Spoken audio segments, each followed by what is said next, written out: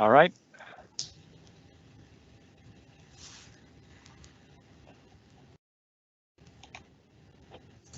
Welcome everyone to the public meeting for the Easton Road and New Britain Road Roundabout Intersection Improvement Project. My name is George Gumas. I'm the Consultant Project Manager for PennDOT for this project. And I welcome everyone to this live virtual meeting, public meeting. We are going to be going over some of the basic rules here in the virtual meeting. And so let's talk about, first of all, the overall meeting agenda. We'll start off with logistics and introductions, and then we'll go to the project timeline and the overview of the project. We'll move on then to environmental features, and then we'll talk about preliminary design and operations. We'll look in the middle of that, we'll kind of step back and look at the bigger question of what roundabouts are and modern roundabouts to answer some of the questions that come up in that portion of the presentation. Then we'll go on to safety considerations, and then we'll get to the actual construction, what we look forward to in the construction, and then next steps as far as after this, what's next. And finally, we'll end with a question and answer portion. Now, we're having a little bit of trouble with our question and answer window, so we're trying to sort that out. If we don't get that sorted out, we will have to find alternate ways to receive questions and answer them. But for now, we're going to hope that that works itself out. Let me put my camera on and put a face to the meeting here at this point. All right, let's start with logistics.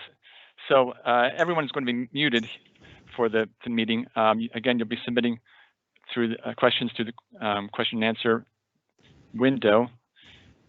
Please be courteous as we go through this in your questioning, even though we're not speaking. That's just common practice here. And then for noting, the presentation will be recorded and will be available to everyone on the township website. And I'm reminding myself, as well as everyone who speaks today, to speak slowly and clearly. Sometimes the fidelity of these presentations is not really good, and people don't hear what we're saying or see. So let's just take our time and look forward to a good meeting tonight. So the next slide, what I want to start off with is a little success story.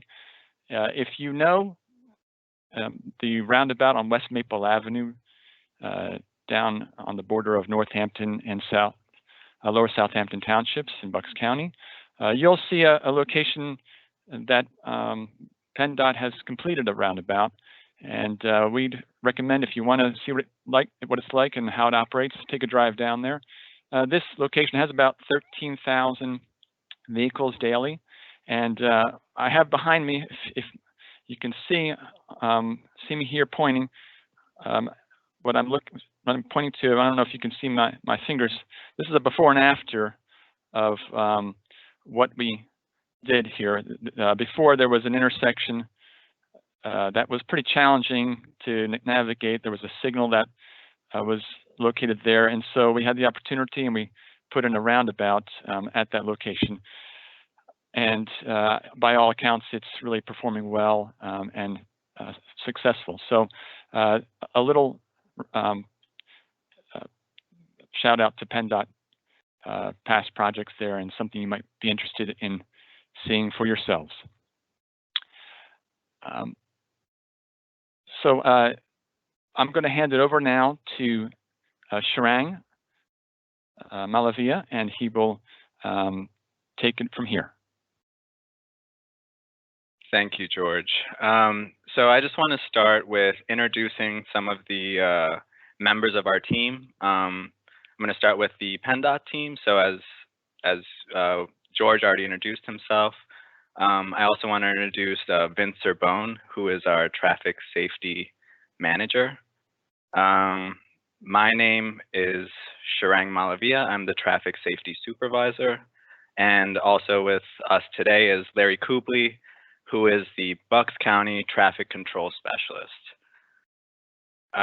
Unfortunately, there's another member of our team, Fran Haney, who wasn't able to attend today, but he's the senior manager of transportation services and our district roundabout coordinator.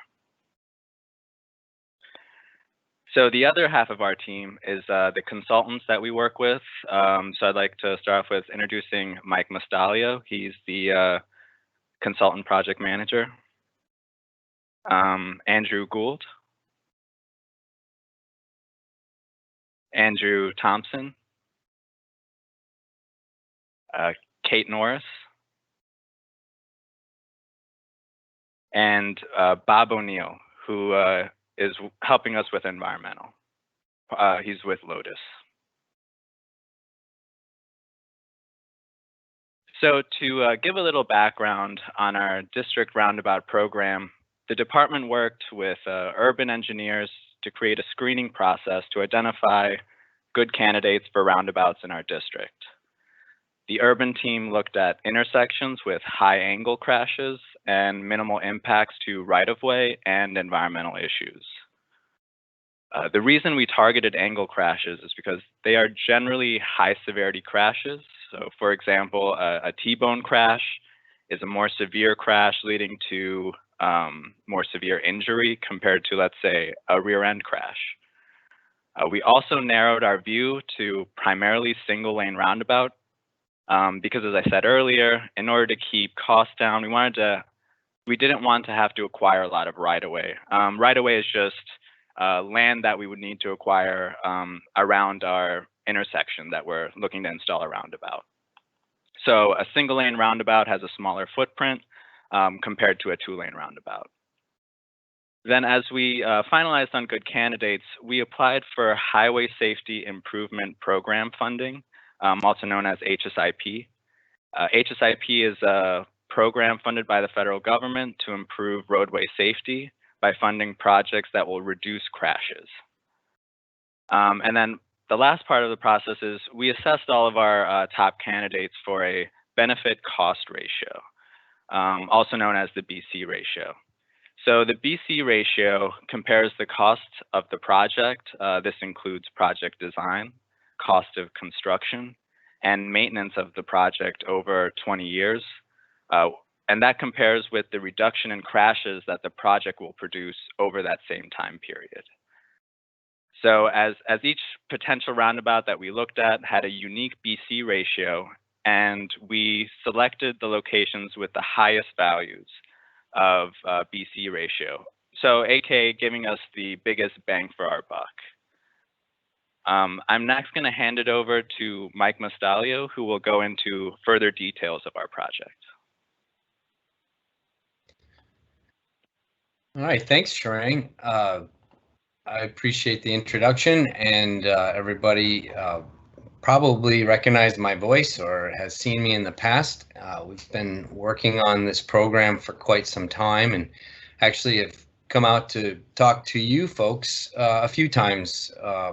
This is a brief overview of what we've done to date and what we've performed. So as Sharang mentioned, this was part of a larger data-driven process to look for roundabout candidates. And once we completed that screening process, we came out to Doylestown, actually in your field trailer, in March of 2018, and presented our findings, and then followed back up in the new township building in October of 2019.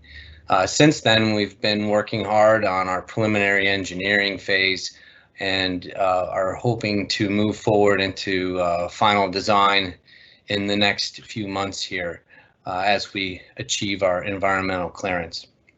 From that time, we will start to engage in the utility and right-of-way and final construction phase process, so we can begin construction, which we're anticipating in summer of 2022, and opening the roundabouts at least partially in the winter of 2023.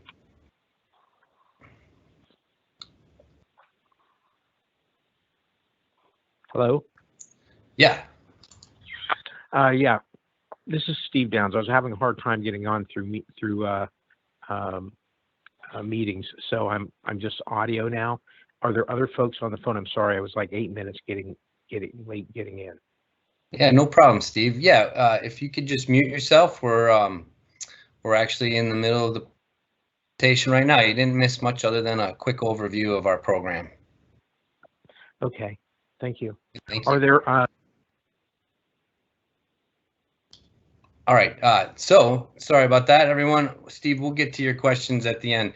For those who aren't familiar with the project, this is on the intersection of Southeastern Road and New Britain Road, just at the south end of the township.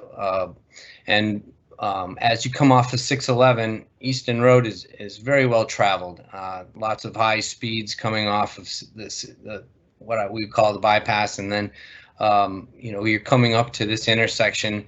So the speeds are quite high. We have lots of amenities at this intersection, including things like the park and bike trails and bus stops and lots of access points with the surrounding community and private and businesses. And so as you go into the next slide, I think one of the things we wanted to highlight is that when you're driving through the intersection, you might not even realize there is an intersection here. We put some street view photos together just to kind of give you a sense of what it looks like from a driver's perspective. And so with the higher speeds and the large amount of space that needs to be traversed across, that's where we've noticed the trends of having some crashes. Next slide. So here, just getting in from a different perspective, we can see the Doylestown Bike and Hike Trail, which kind of ties right in at the intersection. And so New Britain Road has created, a nice crossing there. And the problems we've noticed is for the non-users, the bikes and the buses. And so crossing Easton Road is a little bit harder to predict those gaps. And with the higher speeds, we've noticed that's where these T-bone crashes have occurred. Next slide, please. So as part of the intersection is the trail network, which we recognize is a big deal to the township and the borough. And so if you look real closely, as you dive into the network, there's a little bit of a missing link here. And so one of the things our project will do is improve mobility and access for all users, not just the vehicles, the driving vehicles, but also the bikes and the peds.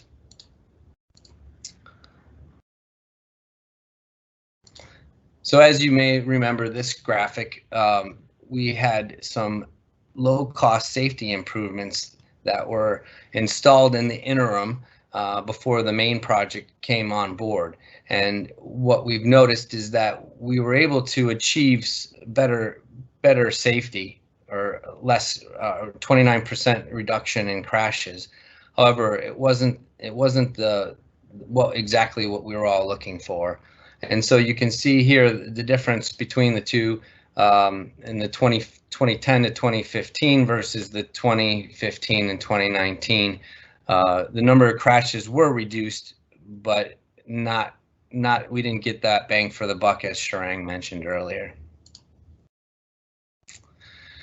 So after we've identified some of the issues with the intersections, what we do is we put together a purpose and need. And this is something that came out from our screening process and now is being integrated into what we call the NEPA process. And so the purpose of the project is to improve safety and relieve congestion while also improving access and mobility for all users. Next slide, please. So with that, I'm going to turn it over to Bob. He is our lead environmental with Lotus, and he's going to give a brief overview of what is out there today from an environmental standpoint. Mike, thank you very much. Good evening, everybody. My name is, as Mike said, Bob O'Neill. I'm with Lotus Environmental Consulting, and we are one of the urban engineers team members working with PennDOT on this project. As Mike mentioned, we are undertaking the National Environmental Policy Act process as part of this project. And the reason why we're engaged in that process is because the project does receive or will receive federal funding, and that is the trigger for the National Environmental Policy Act process. On this project, we are going to, and we are now engaging in the public involvement because that is an integral part of the process. And the NEPA documentation for the project will be a categorical exclusion. That is the lowest level of NEPA documentation required, and it's usually reserved for a very well-defined set of projects where essentially we're, in this instance, improving existing transportation facilities, or on projects where impacts are expected to be very minor. So just to give you an understanding of the kinds of studies we've been conducting to date on the job, we undertook a wetland delineation. We've completed a phase 1 visual site inspection. That is, we went out in the field to see if we had any potential waste, hazardous waste, or residual waste issues in the corridor. We did a threatened and endangered species screening to look for any state or federal threatened or endangered plants or animals. We also surveyed the study area for above ground historic structures. We did archaeological surveys within the project study area. That's shown in red on this slide to make sure that we do not have any archaeological resources in the area, or if we did, to identify them and then complete the necessary studies. All of that information is going to be summarized and incorporated into the project categorical exclusion document, the NEPA document. The long and the short, the outcome of all those different studies that we conducted is that we identified the Tabor home for needy and destitute children. That is the blue polygon shown in the upper left.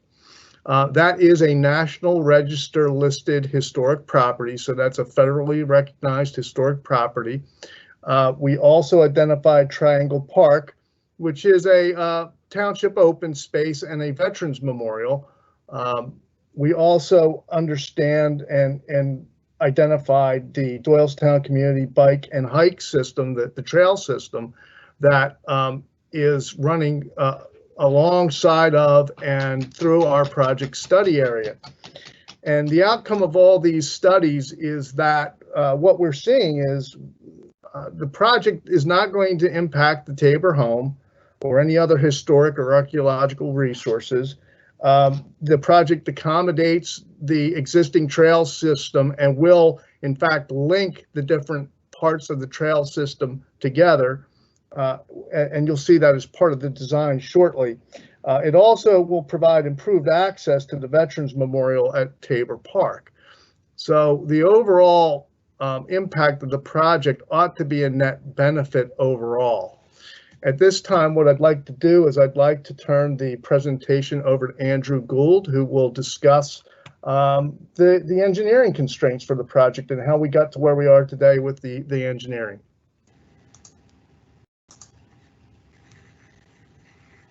Thanks, Bob. Not to confuse things, there are two Andrews. So Andrew Thompson is going to be presenting this.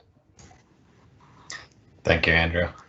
Like Bob said, we did take into account the environmental constraints that are on this intersection, as well as the cultural constraints. So one of the things we did was look at the traffic volumes that are out there, and we grew them into the future condition and looked at it from an analysis perspective and laid it out these two single lane roundabouts that you see here on the screen. So we have one for the northbound movements as well as the southbound. We also have in the brown these walking and biking paths that go around the roundabouts to connect the east-west Doylestown Bike Hike Trail as well as the Heritage Trail to the south. And in a moment, you'll see the animation of how these facilities work. So a few things to note that this is the 2042 future PM peak that was analyzed. And in the top left corner, this is the vehicle speeds. If they seem a little bit higher, are shown at 2 times speed, so we can see all the different types of movements happening with the intersection. First, wanted to highlight the formal bus pullouts that we'll be installing for the SEPTA bus route 55, as well as the Doylestown Area Rapid Transit, also known as DART. We'll be able to use those stops. We're also designing the roundabout to accommodate tractor trailers that may go through the intersection. This red ring is what also known as a truck apron, which allows for the trailers of the trucks to ride up on, while discouraging higher speeds throughout the roundabout. Also want to highlight that while the trail is for bicyclists and pedestrians, bicyclists do have the opportunity to use the roundabout. So the roundabouts were designed to have running speeds between 15 to 25 miles an hour, which are about the speeds of what road cyclists use when they're out there. We also coordinated this project with the Tabor Home project, which you can see in the top left. That's a schematic. If you've been out there recently, you've seen all of the construction that's been happening and the signal improvements at the northern intersection. So we did make sure that the traffic would coordinate well with our roundabout movements, as well as their proposed trail. We made sure that our improvements connected all of these trail conditions together. So you could see we also accommodated a bus stop for the SEPTA users and DART users in the southbound direction as well. Another thing to highlight is what's shown here in this bluish greenish color is not a pond or a lake. It's a stormwater management facility that we're proposing within PennDOT right away to accommodate the storm runoff from the roadway so as not to impact the local streams. Last thing to mention is that we are maintaining the access and the number of parking spaces to the Triangle Park Memorial. Like I previously said, we did design this for larger vehicles, so that includes the tractor trailer. So this orange vehicle or orange swept path is showing that the tail end of a tractor trailer will be able to ride up on that truck apron.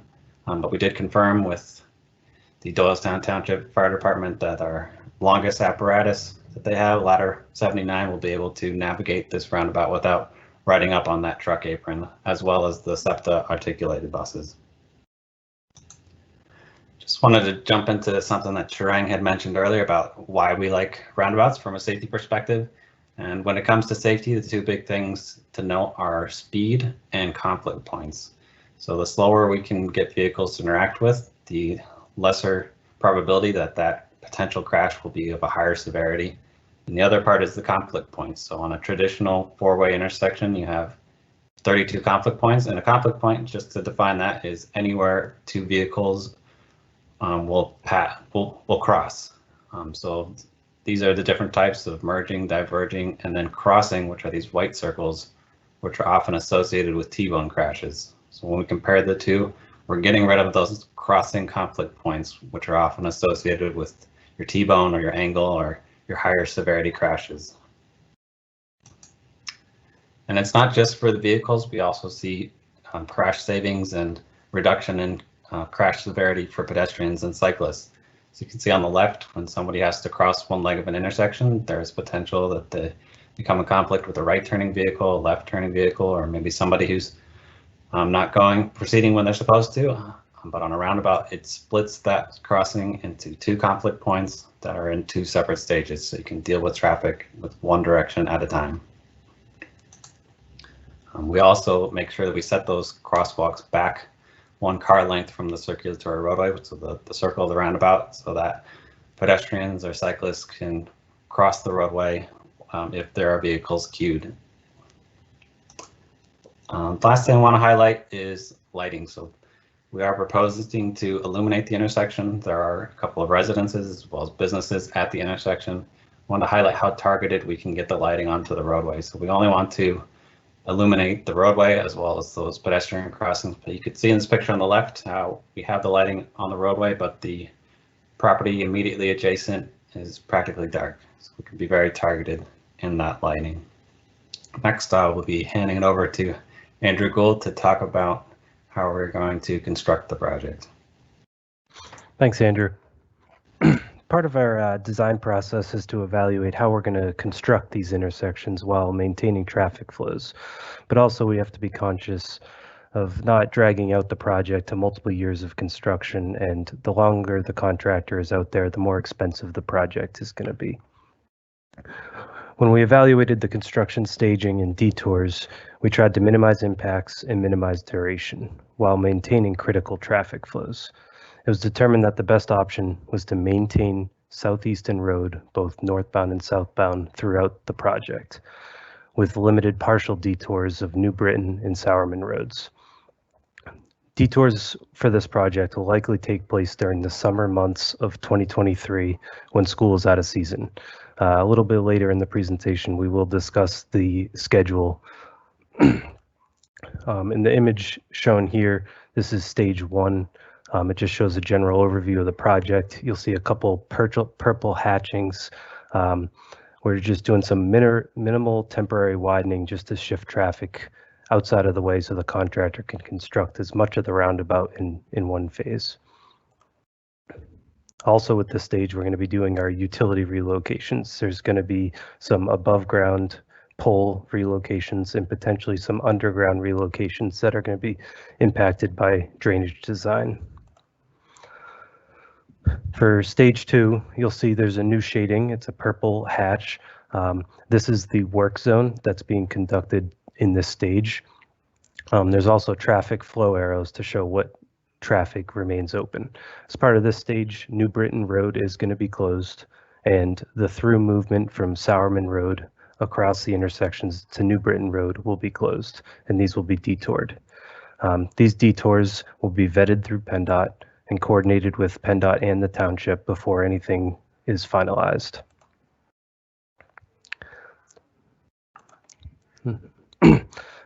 This is a map that Mike showed earlier, just zoomed in a little bit.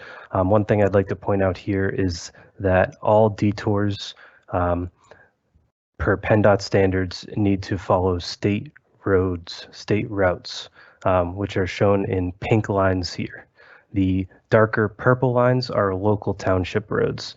We're not able to detour traveling public onto local township roads without township approval. So as our first stab at establishing detour routes, we use the shortest duration of state-owned roadways. For stage 2, you'll see, and this is the longest detour, which isn't that long, it's 3.7 miles.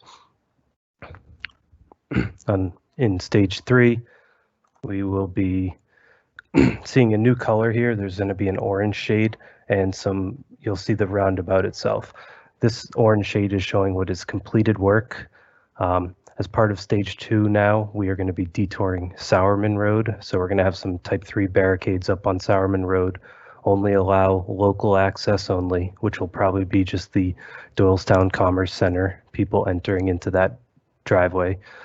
In addition, New Britain Road access across the intersections to Sowerman Road will be closed. Again, from the last slide, all these detour routes in stage 2 are roughly 2 miles in length. Andrew, can you go to the next one? Thanks. So this is the detour for stages 3 and 4. These are all around 2 miles in length. The different coloring is just the different access point that you're trying to get to. I'm not going to go into the nitty-gritties of each detour route. We are going to vet these and coordinate them with the township and PennDOT to ensure that they are adequate. Next slide. Stage 4. Now we're just trying to finish up the missing pieces of the puzzle. After the stage will be complete, everything's going to be open up to traffic. The end of this stage is likely going to happen at the fall of 2023, whereas the entire project completion may be in the spring of 2024, and that's just due to some landscaping elements that we cannot plant things in the fall due to some seasonal restrictions. I think Mike may get into that a little bit in this next slide, so I'm going to pass it back to Mike to discuss the construction schedule along with our next steps in our design process. Yeah, thanks, Andrew. That was great.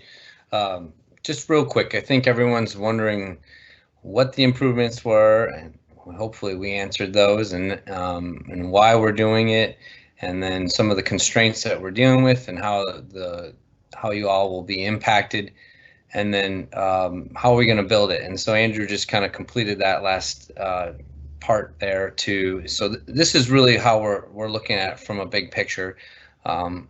We're just wrapping up our preliminary engineering, and we'll begin the final design process.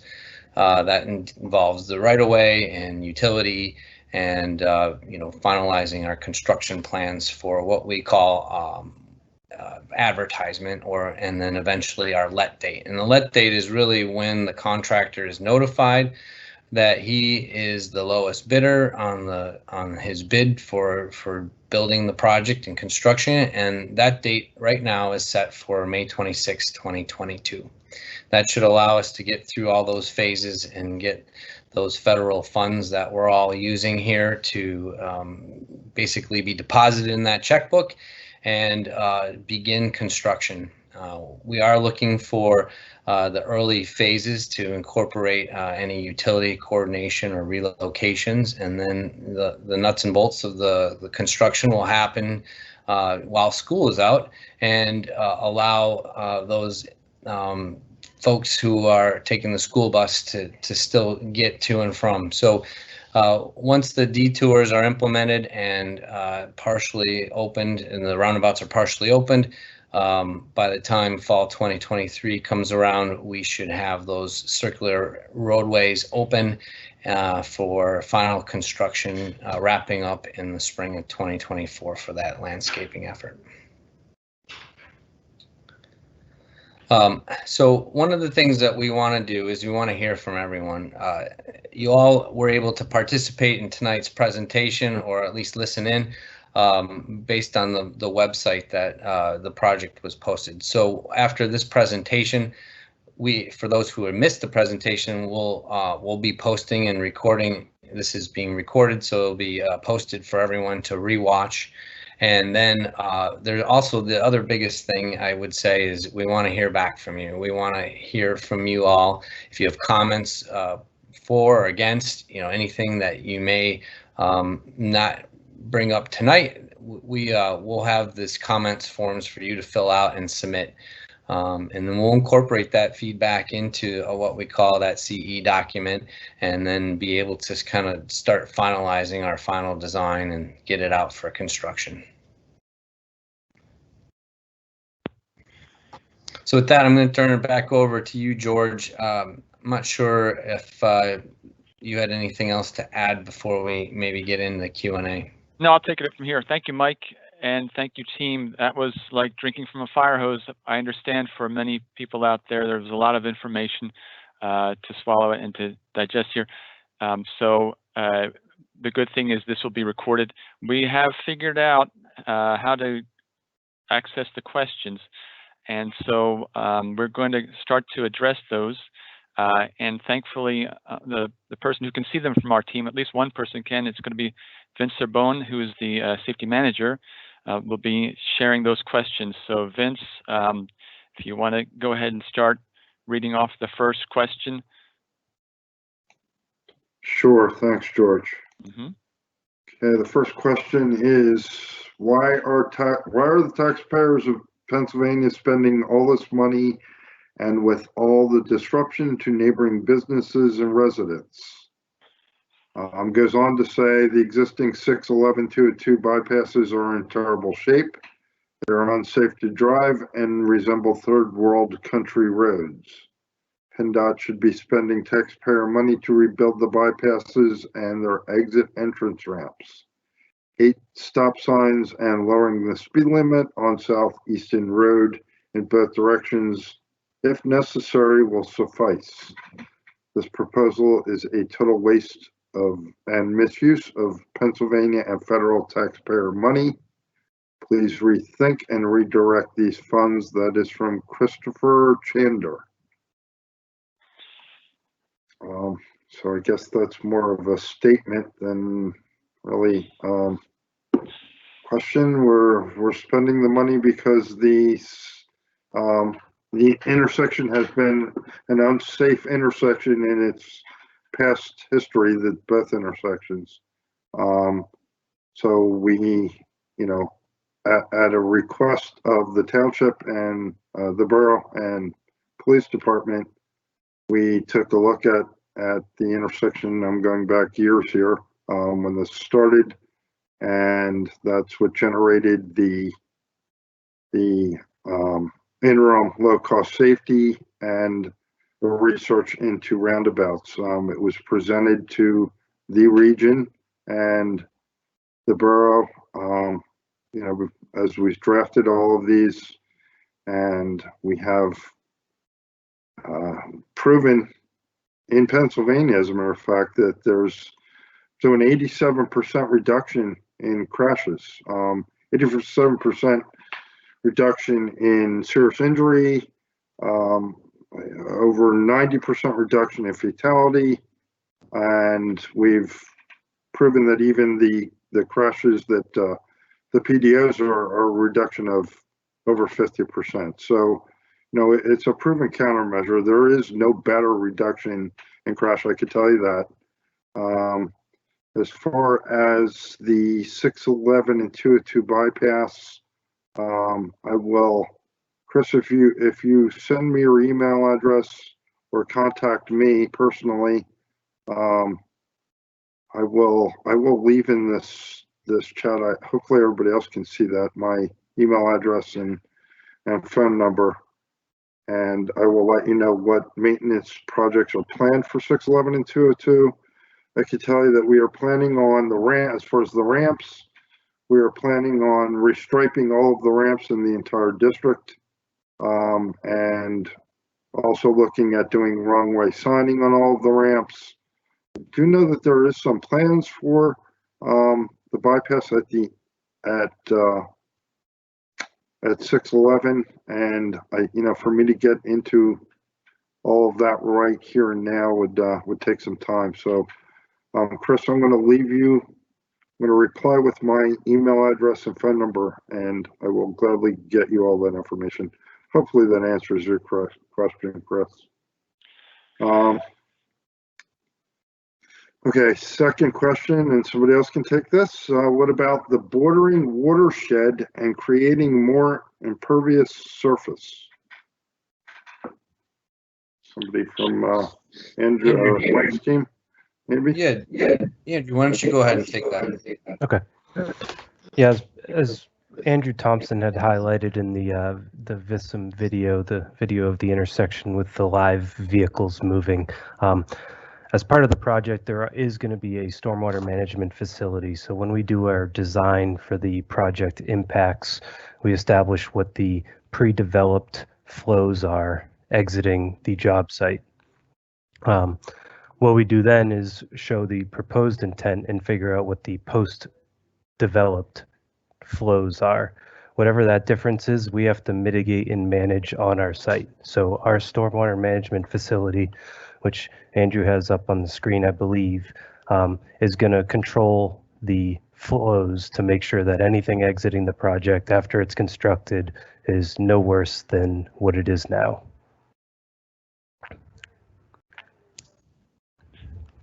Can I follow up, Vince?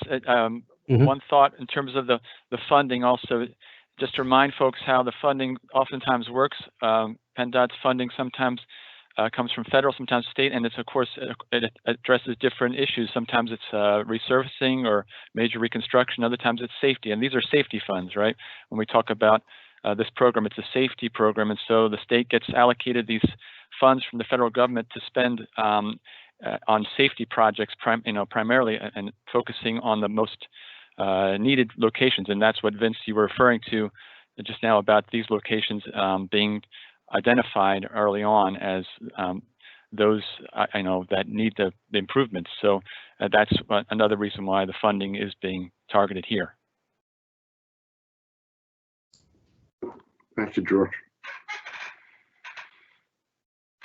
So yeah, I did leave my email and address, and I could go into a lot more detail with Chris or anybody else, for that matter, if you want to contact me or Sharang or Larry Kubley, as far as the HSIP program, how it works, how the money has to be spent, or any other, the maintenance issues. We can get those answers to you from other people in PennDOT.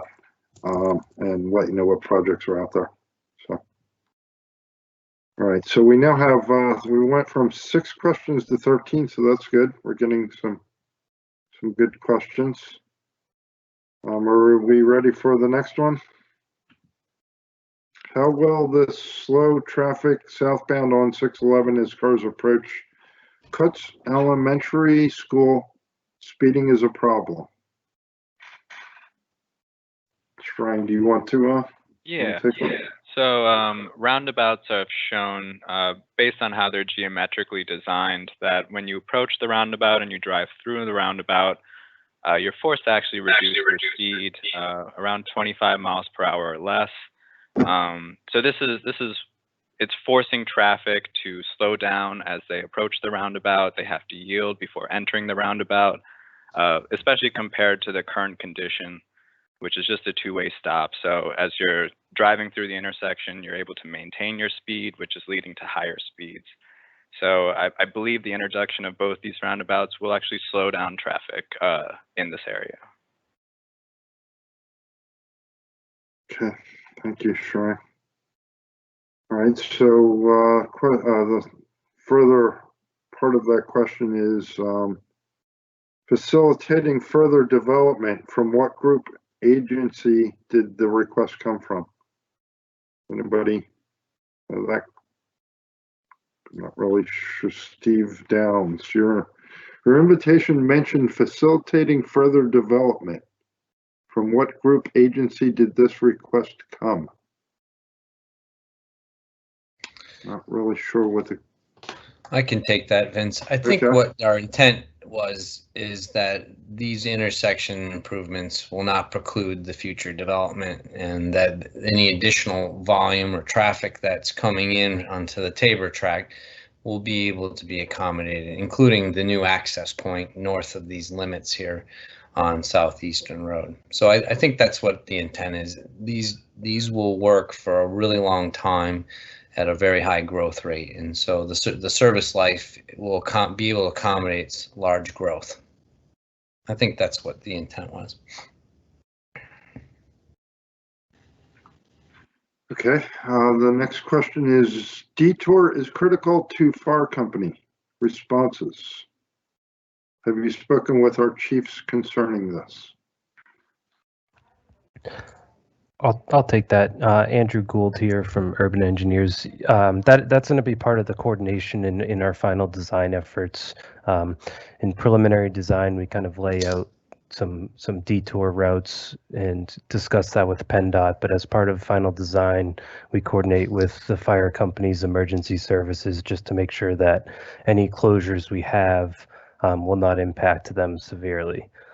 As I mentioned before, our detours are pretty short in length, so I don't see this being an issue. But again, we'll discuss things with the fire companies, emergency services, and make sure we can do everything we can to not severely impact their work. Thank you, Andrew.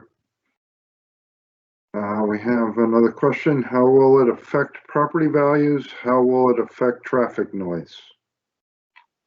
Actually, 2 questions. Yeah, so there are a few studies out there that show the economic benefits of installing roundabouts.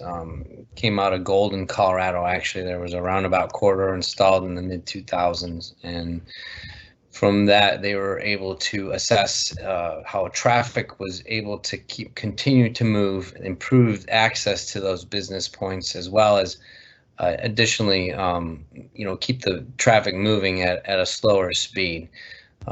So we can find that study and share it. Additionally, our sense is that the noise or the volume of will actually decrease because we're not having starting and stopping. And so these are yield conditions, I would add. Cars are not necessarily going to be stopping. They'll be yielding when they see an appropriate gap. And so the noise associated with a stop and start are going to be managed by the yield control. Now, we are taking a through condition and we are slowing those folks down to yield.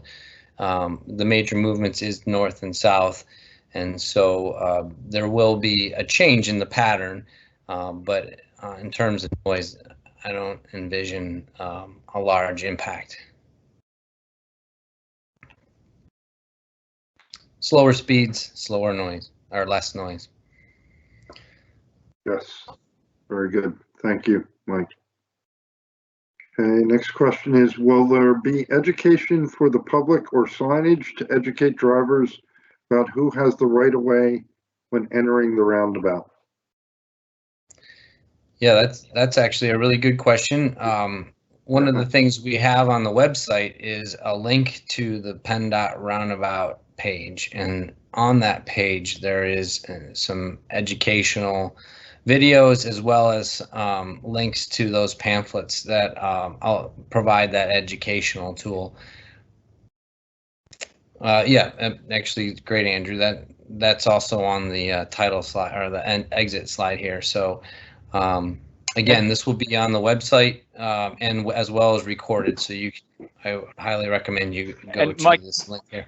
Yeah, Mike, could you speak to what kind of is the typical progression of people learning to use a roundabout when it's installed?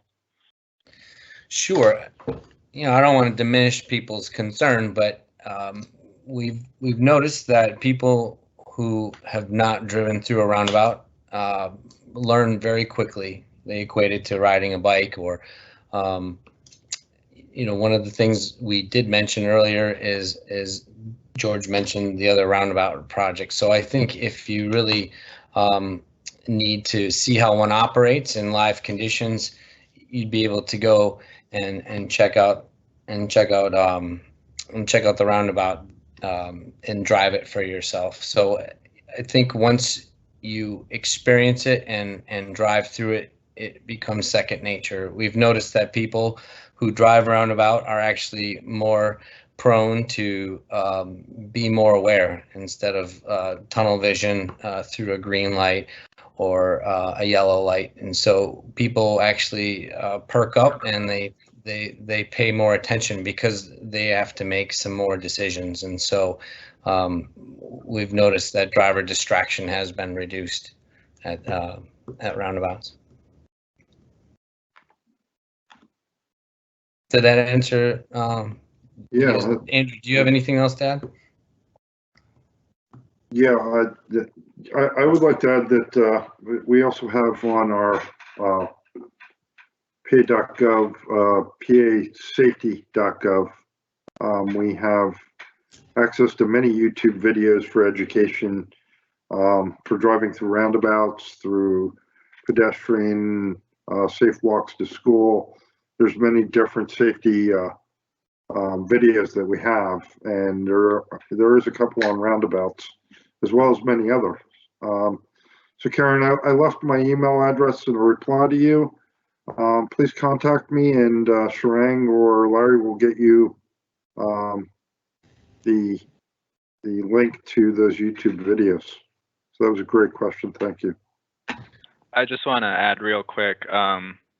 If anyone is looking for more information, just a real easy thing to do is if you go online and you go into your search engine, search PennDOT roundabouts, usually that first link is going to take you to a PennDOT webpage that has information on roundabouts, its safety statistics, and like Vince was saying, there's videos in there about how to drive a roundabout and more knowledge and information about roundabouts. Great, thank you, Sean. Hey, Andrew, I was trying to share my screen to show the folks on the PennDOT website, the Easton Road link. you can take back control. I was just trying to share my screen, but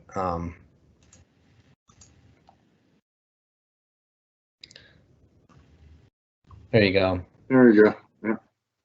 So the blue hyperlink there on roundabouts, if you click that in a new tab,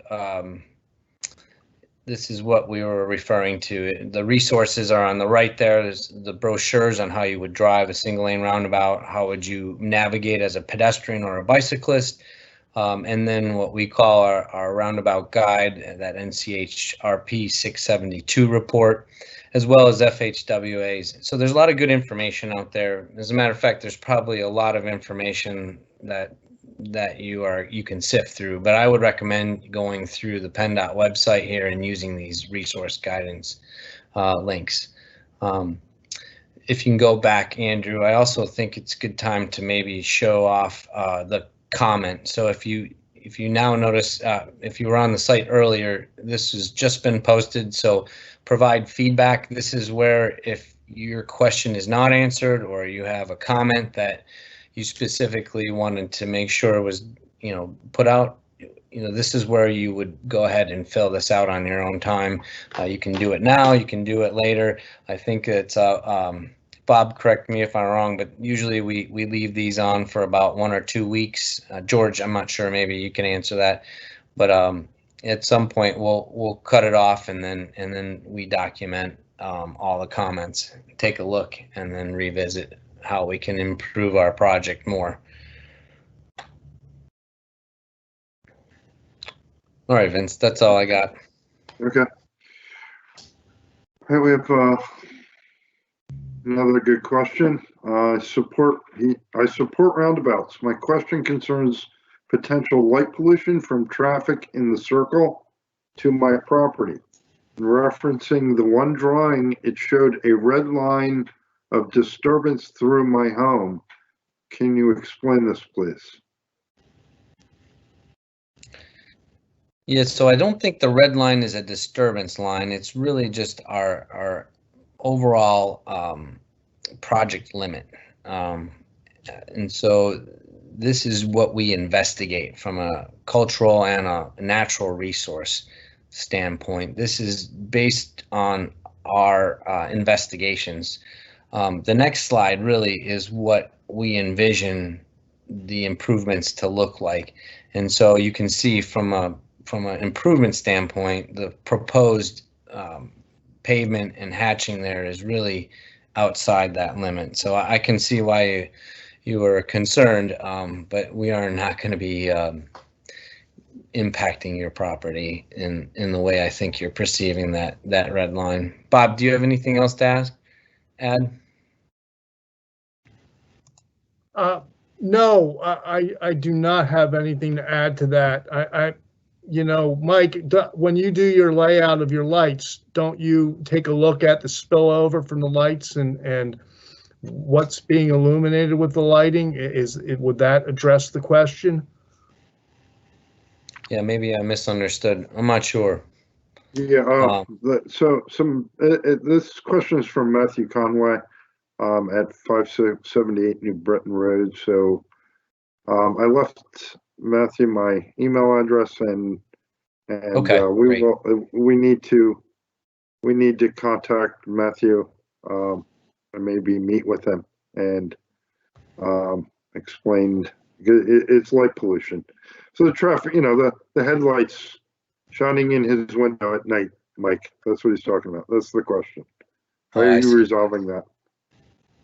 How are we resolving that? This is part. I'll chime in, Mike. I got this. And Andrew Gould, Urban Engineers. This is kind of part of the final design development. So Vince, like you said, this is something where we can meet with the local property owner and discuss potentially landscaping if there is in fact going to be light pollution. We're only looking at these plans in a 2D space right now, so very well they could be going downhill and the lights will be pointing more so at the ground and not into the house. So when you look at things in a 3D space, that may not be an issue. Yeah. But again, like you said, we can jot down his name I mean, he's one of the closest people in proximity residential wise to these intersections, so we will be in contact with them throughout design. So Matthew, my name is Vince Brown, Traffic Safety Manager, District 6. I promise you, we will be meeting with you, calling you and meeting with you if you would like. That is a question we get a lot. Next, okay, Chris Chander, okay, he left his email. I got that. All right, thank you for the presentation. Has PennDOT done many of these double roundabout projects before? Yeah, so I would say that the answer is no. This is unique because it's really two intersections that are acting together. So right now they act separately, but in a lot of ways, even though you see two circulatory roadways, they're actually working together as one intersection. We provide full access around each circulatory roadway for emergency and for access. There is actually some businesses on northbound Southeastern Road that are just off the page, so it's important to maintain that circulatory roadway. But this is really where we call it a one-way pair. So this is, even though it's one road, they're segregated here, and so I would say that these two intersections are really acting as one, and we're just kind of pinching down to minimize impact to the Triangle Park and the business park. Thank you. Okay, next question. Will there be accommodations for ped and bike travel during construction? Andrew Thompson, do you want to take that one? Oh, sure. I don't want to steal Andrew Gold's thunder, but that is right. Something that we are investigating, is seeing if we can maintain trail traffic throughout construction. I think Andrew Gold can jump in, but I believe that is possible. Yes, the figures that we generated for this, we didn't want to get too into the weeds with the details, but for instance, Andrew, if you want to go to the slide where we're like detouring Sowerman Road, the bike Doylestown bike hike trail in this case will still be open through the work zone. We may have to shift them to the left side and then to the right side, and the contractor will navigate that, but we would only expect doing short-term closures, and what I mean by that is a couple days tops of a closure for that. But again, any of these closures, we probably will be coordinating through PennDOT and the township just to make sure there's no major issues with that. So sorry I didn't highlight that earlier, but the bike hike trails will remain open during construction. Thank you. It's a good question. Thank you for the question, Tom. Is there going to be enough room between the two roundabouts to safely turn into Triangle Park parking lot? Concerned about the speed at which people will turn into the park. Yeah, I can take a stab at that.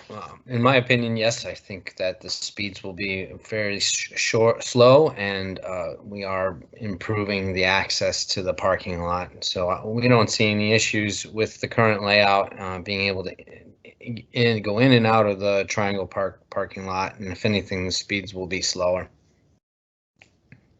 Yeah, it would be difficult to even get up speed at coming out of the circle at more than 25 miles per hour. So, and just to kind of chime in, if you're exiting the driveway, you're only going to have to look, if you're making a right turn to go down New Britain, you're only going to have to look in one direction. You're only going to be looking to the left just to see if people exiting the circulatory roadway.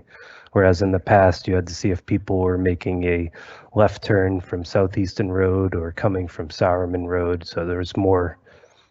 It just reduces the amount of spots that you have to evaluate before you can enter the roadway. Great question, Dan. Thank you for the question. Okay, very local resident who uses this intersection all the time says, Having grown up in Europe, I am really thrilled to see the introduction of roundabouts. So thank you. I wish they had been used on the 202 Parkway. My only question is, did you consider one big roundabout rather than two? That's a great question. You want to take that, Mike? I missed it, George. I'm sorry. Could you repeat it? Yeah, it's Vince reading them. Or, but, sorry. okay. Sorry, Vince. So, did we consider one roundabout instead of two? Yeah, I would say that we always consider looking at maybe just trying to condense everything into one access point. And honestly, some of the resources and some of the existing constraints we had was, basically Triangle Park is a no touch zone. We have to maintain that line that you see there, that red line, that's our APE boundary, we call it. But had we been able to have more impact, we could have potentially looked at making it one intersection. But it really didn't make any sense here, Vince. I don't see how making it one. And actually, the more legs you have on a roundabout, it does impact the capacity of the roundabout. So 5 and 6 lane roundabouts typically have less capacity than a 4 lane or a 4-leg roundabout. Plus, there would have been more disturbance to the residents' properties with a bigger roundabout. So it was a good question. Thank you. Please put up signs denoting who has the right of way entering the circle. Many people are confused by this. That's from John Cawthorn. That's a good question. Shrang, Larry, anybody? Yeah, so as you approach the roundabout, as you can see in the diagram, your approach street comes to a slight angle, which is going to force you to slow down. And as you approach that the roundabout, you'll see a yield sign. And typically we'll also put a yield bar before entering the roundabout. So one thing to remember is whoever is entering the roundabout is always yielding to the traffic inside the roundabout. So as you approach the roundabout, you will see that yield sign. Look at traffic in the roundabout. If it's open, you can enter the roundabout. While you're in the roundabout, you have the right of way. So whoever is entering the roundabout has to yield to traffic that's already in the roundabout. Just want to add, Sharang, that the Maple Ave picture that you can see is a typical signage setup. We're proposing these double yield signs at the yield bar. It will say yield on the pavement, and there will be yield pavement markings as to where you're supposed to yield. But good question. Yes. Excellent. Thanks for the question, John. Okay, we have next question. Does this mean any paving of New Britain Road will be put off until the project is completed? Larry Kubley, do we know, is this being paved in the 5 years, next 5 years? I don't believe it's on the 5-year. I can get back to you on that. Could you? But we definitely wouldn't be paving within the intersection area. Understood. Her question is Britain Road, not the intersection. Her question is the road itself. If you can come back to me, I can look that up. Yeah, if you could go to PennShare, please, and look that up for us, and then we'll go back to that, answer that. So I believe New Britain Road is a local roadway. Yes. Go ahead. Sorry. I was going to say New Britain and Sarman Road are township roads, so we would have to speak with the township to see where their what their paving program is. Okay. All right. So unfortunately, we can't answer that question. How will it affect residential property values? I think we answered that. I'm sorry.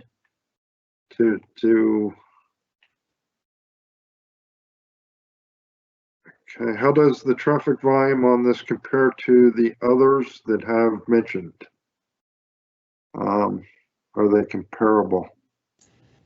I can answer that question, Vince. I will say that the volumes are comparable to the Maple Ave one. I mean, as far as congestion and saturation, I don't want to get too technical, but we're well below the threshold where we might have heavy congestion or heavy delay from this roundabout. One of the reasons we did animate the video to show you future traffic is, and you can see it in the video, is people are moving. So we're not concerned about congestion or in that regard. But excellent question. Bernadette asks, I don't understand why I see 2 lanes on the road coming off of the exit onto Route 611. I can answer that question, Vince.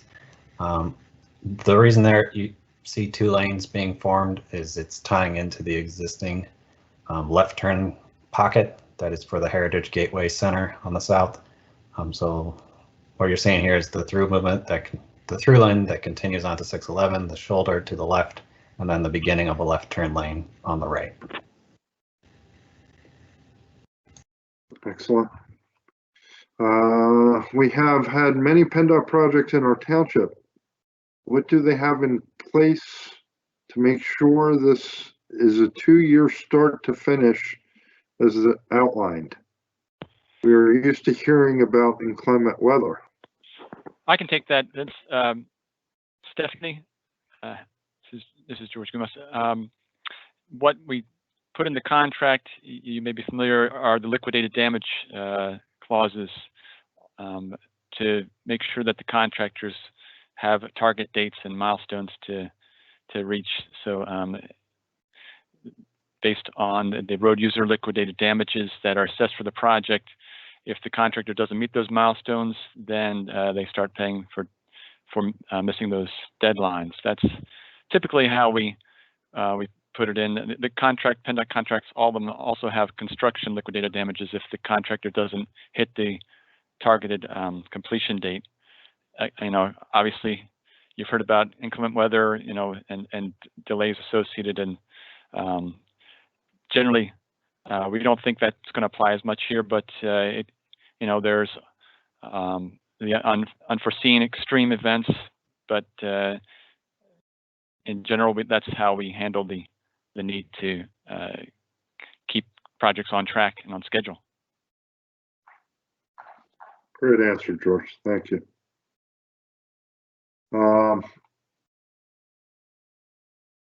Okay, Matthew Conway. Okay, yeah, we will meet with you, Matthew. That's the light pollution. So Andrew or somebody, if we can make sure that we have a contact for Matthew so we can meet with him, or at least go to his property if we can't because of COVID. All right. We have had many PennDOT projects in okay. Sorry.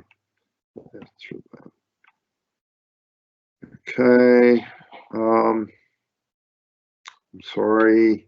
Just making sure I'm not. Right. We have last question. My first question was not about going toward Warrington. It was the other side where people come off 6. I'm sorry. Okay, so the question was about the other side coming off 611, not onto it. I can that's my fault, Bernadette. I'm sorry. I can take that one. Andrew, could you go to just maybe a Google Maps of that?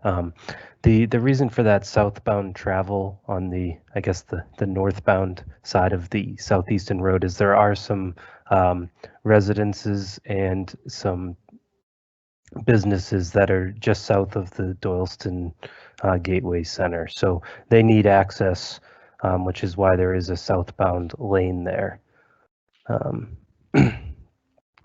So yeah, we're just providing access to those local properties that Andrew's highlighting in his screen right there. So I hope that's answering the question. So is that lane going to be a designated lane just for the driveway, or is it already? It already is. In the existing condition, there is a southbound lane right there, and that's why there's it's kind of that concrete paving, the lighter shade that is being highlighted with the mouse cursor. Okay. So there is only one through lane, correct? Yes. Correct. Okay. I think I helped maybe add a little bit to that, Bernadette. I was sorry I got the question wrong. So that's it. That's all the questions, and they were all really, really good questions. You want to take it from here, George, or?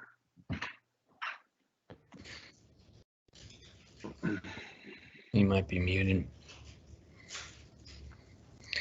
I think that. Sorry, I was muted there. I was talking to myself for a bit. I also just got an email from Peter Dubrow, and Peter, I will have the design team address your specific concerns in the email that if you're on the call, I'll copy that to everyone, and we'll respond to you. But I think that's all for now, and I appreciate everyone's participation here, both the design team and everyone who's called in. Thank you for making this worthwhile and for being engaged and interested in this. Obviously, it affects you more than it affects us, so we really want to hear from you and continue to be engaged. Please use all the resources that were presented tonight, and we look forward to continuing to work together to make this project a success. Thanks, George. Thanks, Vince. You're welcome. Thank you all. And again, any further questions, you can contact any of us that were in the link there, or use the available links. We look forward to talking in the future. Everybody, take care. Be safe. Thank you, everybody. Appreciate everybody taking the time tonight out of their busy days and visiting with us. Thank you. Thanks. Thanks, guys. Everyone enjoy this weather. Yeah, right. Thank you. Good night. Yep. Thank you, everyone.